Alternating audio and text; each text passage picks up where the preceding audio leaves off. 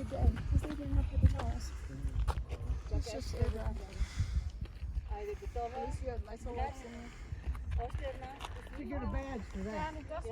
It wasn't even turning on. Hey everybody, and welcome to Bourbon and Travel.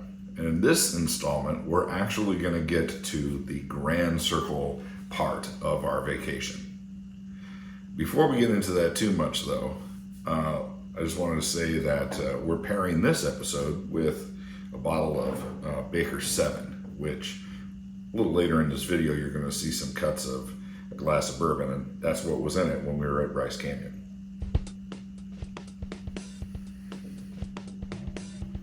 So let's talk briefly about what the Grand Circle even is. I'm pretty sure that I first heard about the Grand Circle tour in a Ken Burns documentary about the national parks. And he was talking about the early years of the national parks where we had these great areas set aside, but most people couldn't get to them. The roads were non-existent or very poor, and Americans didn't have reliable personal transportation where they could get to these parks. There are a few local sort of guides that would take you to individual parks on kind of camping trip sort of things and be your guide. But the average American couldn't get there. The UP saw this as an opportunity to expand their train service. So they built some rail traffic to Cedar City, Utah. And they started buying some of these rival companies and then came up with the Utah Parks Company. And that happened in 1926. And they shuttled people from Cedar City to a national monument called Cedar Breaks, Zion National Park, Bryce Canyon National Park, and the north rim of the Grand Canyon. And that was called the Grand Circle. And the whole idea was that you would get on a train, you'd get to Cedar City, and then you'd get on a bus. And that bus was run by the Utah Parks Department. Now, the UP and the Utah Parks Department were the first concessionaires of these parks. They built these lodges that are magnificent and we think of today. That was the UP that built those back in the 20s and 30s. And so people would get on a bus, and the bus driver was the only person that would stay with them from park to park. And they would drive to Bryce Canyon, and all of the employees would come out to meet the bus, and they would sing to them as they arrive. And then they would stay there for a few days, and in the evening, the staff of the lodge would do sort of variety shows in the auditorium and entertain them. And then when it's time to leave and they get back on the bus, they would do sing-aways and sing to them again as they left. And they would go to the next park, and the next park, and the next park. And there are some really great stories, and there's a great book about this. You can research these things online and take a look at it. But that was sort of what inspired us to do this trip. So the first stop for us on our Grand Circle tour was Bryce Canyon. And Bryce Canyon is amazing. This is actually a park that we've never been to before. The last time we were in this area, we did not allot enough time for everything we needed to see, and we had to drive straight past the park so we could get to Zion on time. So I was really excited to come back and actually spend some serious time in the park. So we actually booked 2 nights in a cabin inside of Zion National Park, which I highly suggest, and we'll get into the cabins a little bit later. First, I want to talk about this great lodge. Like I just said, all of these lodges were built by the Union Pacific, but this is the only one that is original. Cedar Breaks had a lodge, they tore it down. Both Zion and the north rim of the Grand Canyon had fires, and they rebuilt the lodges, but the Bryce Canyon Lodge has been added onto, but it is the original structure from, I believe, the 1920s. This structure is amazing. The treatment on the shingles to have the waves. This, of course, was all the park architecture where it is built to blend into the surroundings. So the way they did these shingles almost makes it blend right into the pine trees that are all around this lodge. Outside the lodge, they have a great restored one of these buses that was used in the the Grand Circle tours, and that is awesome to have that out front. Inside you can see the auditorium. I have a few pictures of that, the original check-in area and mail slot. All of the lodge is just, it's so much history, and it's just a really cool place. It is also the only place that has Wi-Fi. So if you are looking to connect at all, hanging out in the lodge or on the front porch of the Zion Lodge is a great place to get that scrolling in if you need to get some of that done.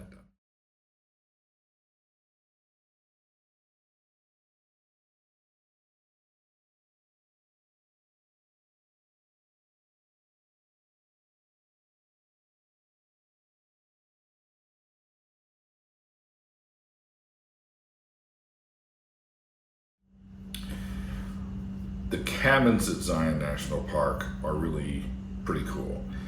They are historic. I think they were built in 2 different time periods. They're mostly like duplexes or quadplexes, but all have this wonderful sort of vintage feel to it. Ours had a fire with a gas fireplace inside that you can run. We didn't need that.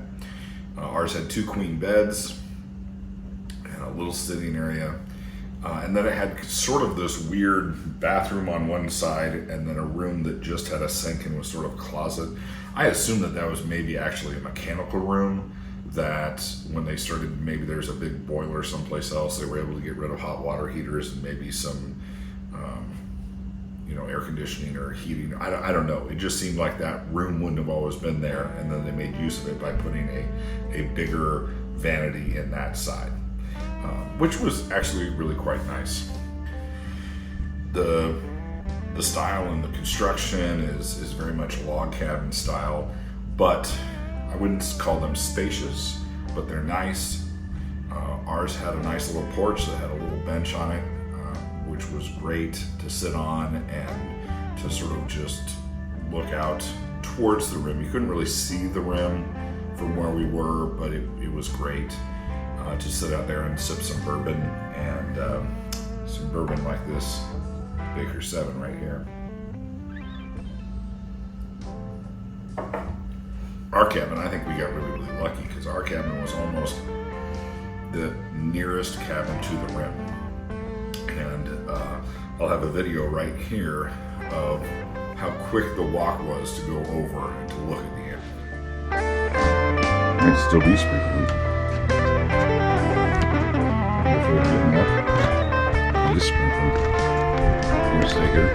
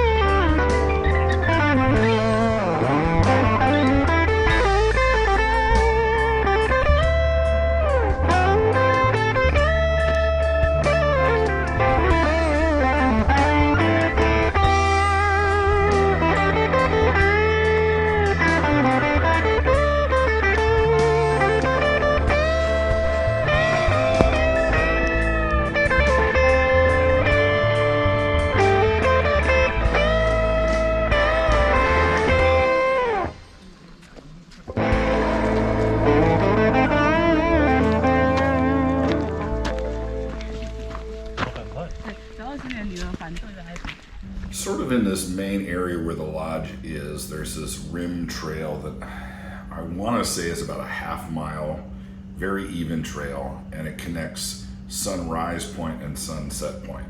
And when you check in, they will actually say that if you want to watch the sunrise, you need to go to Sunset Point. If you want to watch the sunset, you need to go to Sunrise Point. Here's the thing. Sunsets in Bryce Canyon are not great. The sunset's behind you, like it's behind the trees, looking away from the amphitheater.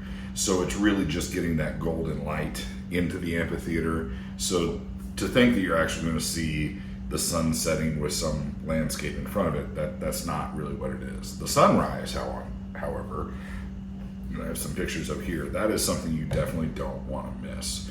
So get up early, find a spot, watch the way the light plays on all the hoodoos in the canyon, and that's really the big thing.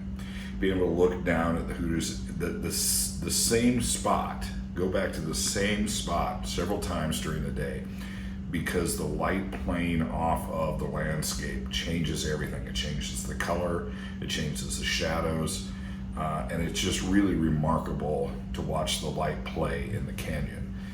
And that's really, really kind of cool.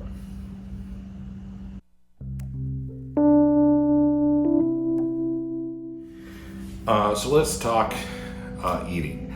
I don't generally do a lot of eating in the national parks. I think that the lodging is amazing. I think the food service is lacking for what it is. So we definitely try to go out. Our rule of thumb is we have one meal out a day, and then everything else we just eat out of a cooler. You know, breakfast are easy, some cereal, milk, Pop-Tarts, that kind of thing. Lunch, we normally have sandwiches, or we've even made mac and cheese on my jet oil stove and a couple other things like that. And then for supper, we normally try to find someplace local outside of the park. So Ruby Inn in Bryce Canyon City, which is just right outside of the park, has some really good offerings. And the first night we went to this place that's basically kind of a fast food burger joint, but the menu was insane. It had everything. My daughter got Chinese orange chicken. I got like a Western hamburger. My wife got a shrimp basket, and my youngest daughter got like mini corn dogs. So it really is a wide range of different kind of food. And if you've been on the road for a while and you're tired of hamburgers, it definitely had some stuff that, you know, was stuff we didn't get to eat other places. So that was quick, and like I said, it was fast food. It was expensive fast food kind of prices, and it was really good. It was really good. The next place we went to was actually in Tropic, which is a little bit farther away. And on the way, we went and saw the Mossy Cave, which is a short hike, something that I suggest you do. However, my daughters were extremely disappointed when they actually got to the Mossy Cave. I don't know what they thought it was going to be, but they thought it was supposed to be better than that. However, there is also a river there, which is actually sort of a man-made canal, and there is a waterfall. So we opted to also walk to that waterfall. Instead of going to the top of it, the official trail goes to the top of it, but there's probably what's more of a social trail goes down so you can be underneath the waterfall. And we walked to that part, and my 10-year-old probably started what will be a great Instagram career, getting some pictures taken of her behind the waterfall. So that's definitely something you want to check out on your way to Tropic. In Tropic, there is IDK Barbecue. And I had read quite a bit of stuff about this, some really, really good reviews online. And what I will say is it's a very cool place, and the food's fine. You don't get a lot of it. And the menu is, for a barbecue place, I think the menu is pretty limited. I got a one meat plate with brisket, and there was not a ton of brisket on that, and the side was one cornbread muffin. My daughter got a pulled pork sandwich that was also supposed to have bacon on it. We couldn't really find the bacon. And my wife had a loaded baked potato. And it was good. It's a little weird, like they have some good barbecue sauces. They're homemade barbecue sauces, but they were heated barbecue sauces. Like you went and got them almost like out of a nacho cheese thing. It was hot sauces, which was a little weird. The decor was probably the coolest part. We ate in the area that had the big chalk wall on it. And there were also 2 tables that were literally picnic tables in the back of pickup trucks, which were really, really cool. The ordering was done by scanning a QR code and doing everything on your phone. And then it went to the kitchen and then they just came and found you. That's not my favorite style of dining, especially when you're in a local area. I really like being able to have face-to-face service with someone from a small town, but we didn't get that. But the food is good. It's better than what you're going to get in the park, but there wasn't a ton of it, and it probably wasn't our favorite option. I would say that if we had that exact same barbecue place near our house, we wouldn't go that often, but it was a nice place to go on vacation.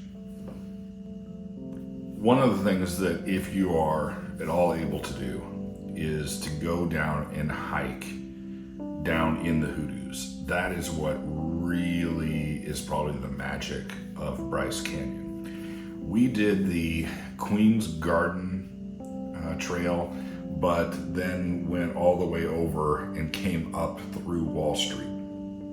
So I think all in all, I'll put the All Trails information up. I think all in all it was about 3 miles, which is a very modest hike.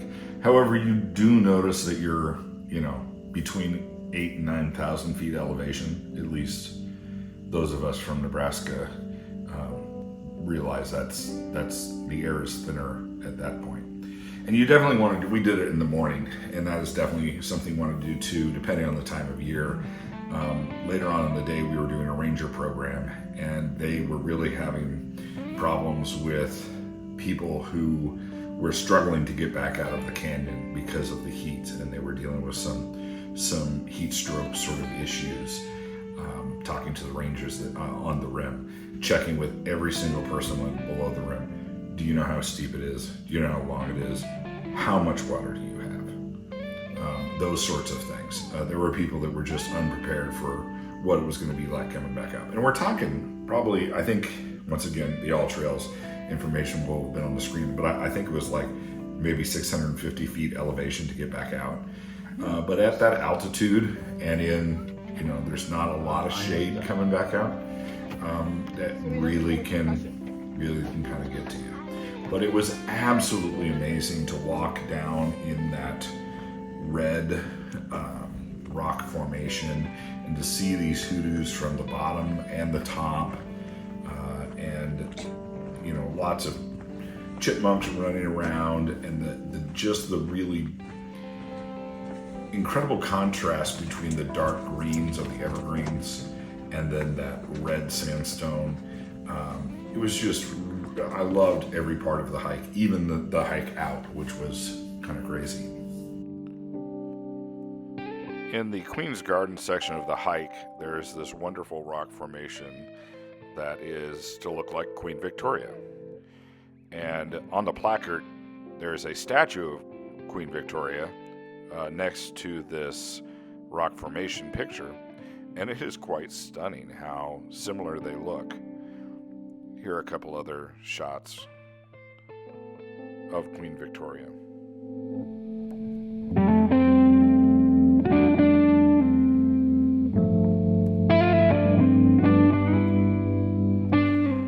This section is the Wall Street section to hike out back to the rim of the canyon. This section is steep and once again at elevation, it can kind of wear on you a little bit. I took the opportunity to take a lot of pictures, and most of that was because I also just needed to catch my breath. my youngest daughter, who is a great downhill hiker and flat land hiker, really does not like going up and was struggling a bit coming up these switchbacks. So I told them they needed to count how many switchbacks there were, and I don't remember because that wasn't really the point. I just needed them to focus on something and keep moving forward.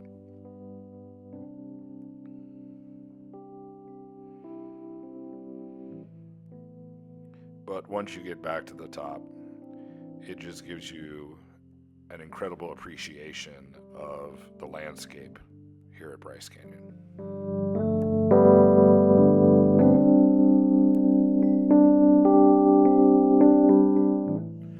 So I think that pretty much wraps up this section of our Grand Circle Tour, Stop 1, Bryce Canyon. And I hope you enjoyed this video, and stay tuned because we have Zion and North Rim of the Grand Canyon still to come. So thanks for watching. Cheers.